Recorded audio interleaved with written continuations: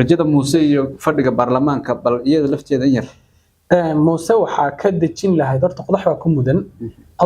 waxaa ka bixin lahayd inuu laascaano odayaasha dhaqanka iyo ciidamada iyo jawaahirta isku hor fadhiyaan oo xal ka raadiyo kama aysan bixiseen qodaxda Muuse ku mudan Ingiriiska oo laga mudaharaaday Ingiriiska oo baarlamaankiisa hadal soo jeediyay waxaas kuleyl iyo qabow toona dawladda federaal iyo dadkan reesisi kuma hayso Muuse laakiin siyaasad xumadiisa waxaa laga yaabaa in uu isagu nafi siyaasadeed ka raadinayo in baarlamaanka si maxaan ku dhahay Ingiriiska laga soo dhaxal qaado Somaliland oo maxaan ku dhahay tensionka dadku xagga u jeedsado ma sadacayso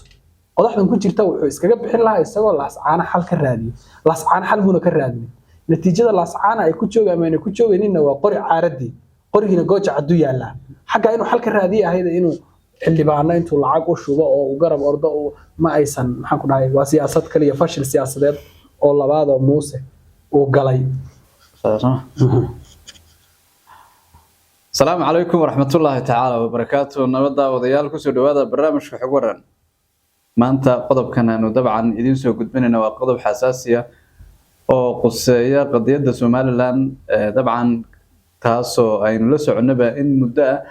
أما كل واد صدن يدور السنة إن أي رادين اعتراف سيدي يوهي لهاي نسل مركانا ونقولنا هذا المدح بنانا وكقصي سومالي أنت ذكلا Somaliland ayaa aaminsan aragtida gooni-goosadka dabcan sidoo kalena waxay ku dhawaaqday inay tahay jamhuuriyad iskeed dabcan madax banaanay ugu dhawaaqday balse laakiin Somaliland iyo aragtiyadeeda ku aadan inay ahaayeen laba dal oo midoobay ee waqooyiga iyo marka ka hadlayno iyo koonfur dabcan dalkii markii dambe la isku yiri Soomaaliya balse laakiin 60kii markii dawladii dhexe burburtay dib u soo kala laabtay هذا بقول كأنه ما أنت وحاول طبعا دارين هاي برلمان كدل كيوكي وهذا الكي جميسين جري سوماليلاند أيام ما أنت برلمان كيسو أي فدي عشان كاسو كذين قضية سوماليلاند يقول شيئين توقتي نوتي لا قنصلنا سوماليلاند إسلام كنا أي بحث شروطه لوجب أن وطن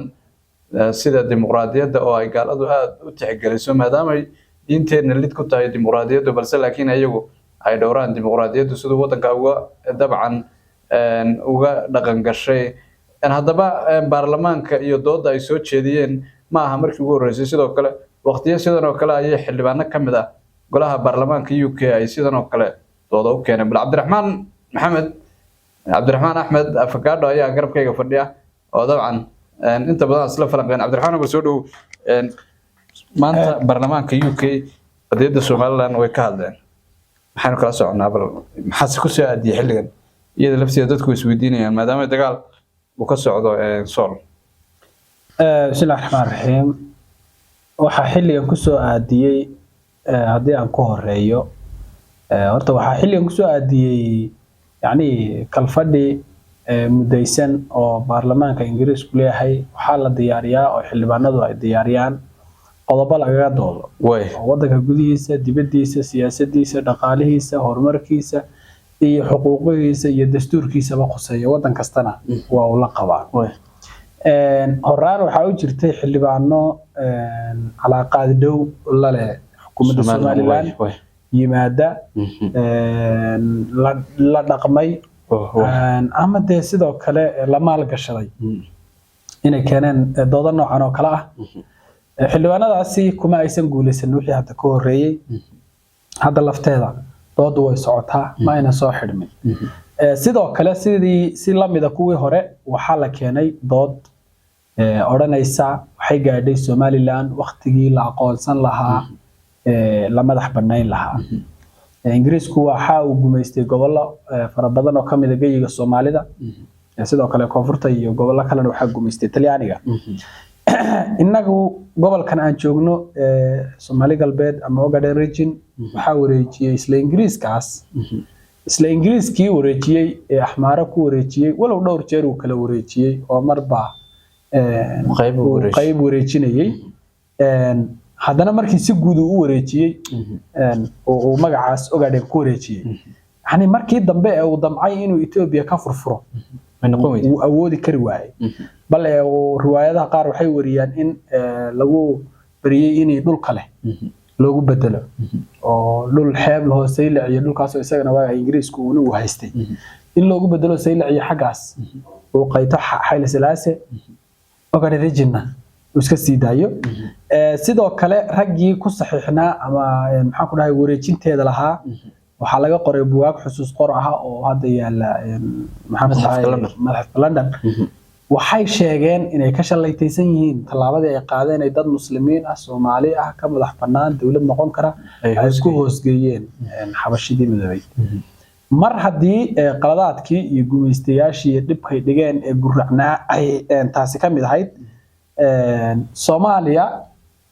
laguma soo misaali karo hadda wadankan aan joogno oo kale Soomaaliya gumaysiga ka hor hal dad bay ahayd hal wadan bay ahayd hal qowmiyad iyo hal qoys bay ahayd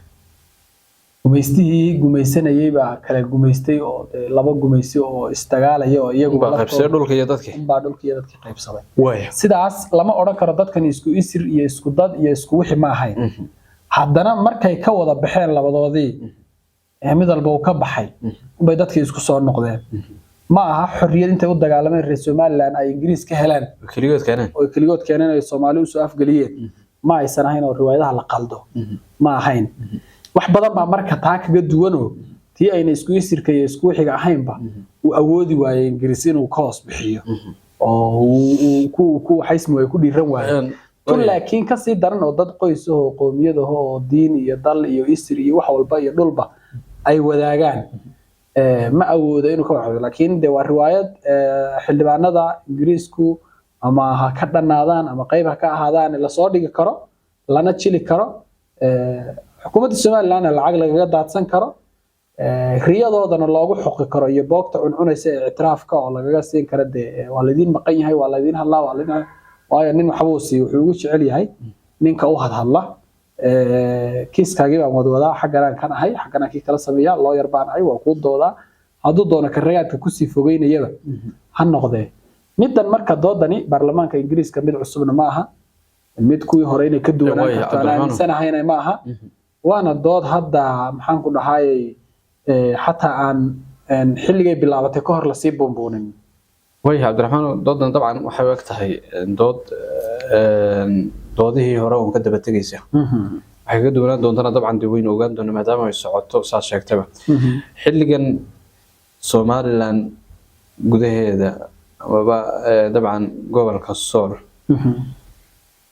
oo di wali mayna kala goosaneen oo wali mayna khaatuma noqon laakiin inka soo qolyaha NSC ay iyagu maamul baan noqonayna leeyahay laakiin mayna kala madax banaan wali cadu dagaalkii waa socda dunida iyo caalamkuna waxaynu la soconay in dhaleecayn fara badan Soomaaliland loo soo jeedinayo oo ay dagaalameesha ka dhaceen baarlamaanka UK maanta qadiyada Soomaaliland baa laga hadlayaa gudihiina dab baa ka hoolay marka lafteeda maxaa ku jira ma siyaasaddu say isku qabanaysaa dadka reer galbeedka ka soo horjeeda Soomaaliland laha dagaalkay wadaan hal jooji iyo baarlamaanka UK horta hal xildhibaan oo sidaan horeba kugu sheegay ama la maal gashaday ama qadiyadan aaminsan oo isagu gadwadeen ka ah laguma qiyaasi karo siyaasadda dawladdu ka aaminsan tahay gobolka iyada siyaasadda musabixi caalamku uu ka hor yimidna ma u noqon karto hal xildhibaan oo ama lagu shubtay ama la gatay ama maxaan ku dhahay isagu wade qadiyadan oo dooda ah oo aaminsan baarlamaan qaylo iyo sawaxan ku soo dhax tuuray lama oran karo dawladda Ingiriiska midda ka aaminsan Mareykanka midda ka aaminsan caalamku laakiin midda uu ka soo horjeedaa tan kale hadii Somaliland la madax baneeyo tadoodu ka taagantahay waxa weeye hadii Somaliland ba inay madax banaanaato loo ogolaado miyay noqon inay Somaliland khariidada madax banaanadeeda loo aqoonsanayo inay Sool Sanaag iyo Cayn ku jiri karto miyay noqon taas ayada dood ka taagan tahay iyadoo dhacaynin ba inay Somaliland madax banaanaan karto oo ay ummadda Soomaaliyeed ka go'ayso hadii Somaliland inay ummadda maxaan ku dhahay wadanka Soomaaliya ka go'ay noqotana maab cusub bay yeelan khariidada Afrika maab cusub oo ka duwan yeelan oo wadamo fara badan oo Ingiriisku isku laaqay yaa kala bixi doona ugu dambeyntii Cabdiraxmaan waxaan rabaa inaan ku weydiiyo Somaliland iyo musabixi arrimaha dibadda aad baa loogu dhaliilay mudooyinka dib waliba xukuumadda Muuse oo la uu ka gaabiyay arrimaha ictiraafka Muuse culaysyadii saarnaa ma isleedahay waxbay ka dejinaysaa baarlamaanka UK ee dooday siyaasad masrax uu dib ugu abaabulo ama dadka u sheego reer Somaliland shacabka in arrimihii siyaasaddu ay dib u soo laba kacleeyeen oo ictiraafka inuu soo dhaweeyo rajada muuse iyo fadhiga baarlamaanka bal iyada lafteeda in yar muuse waxaa ka dejin lahayd horta qodax baa ku mudan qodaxda ku mudan waxaa ka bixin lahayd inuu laascaano odayaasha dhaqanka iyo ciidamada iyo jabaahiirta isku hor fadhiyaan oo xal ka raadiyo kama aysan bixiseen qodaxda muuse ku mudan ingiriiska oo laga mudaharaaday ingiriiska oo baarlamaankiisa hadal soo jeediyay waxaas kuleyl iyo qabow toona dawlad federaal iyo dadkan reesisi kuma hayso muuse laakiin siyaasad xumadiisa waxaa laga yaabaa in uu isagu nafi siyaasadeed ka raadinayo in baarlamaanka si maxaan ku dhahay ingiriiska laga soo dhaxadal qaado Somaliland oo maxaan ku dhahay tensionka dadku xagga u jeedsado mase dhacayso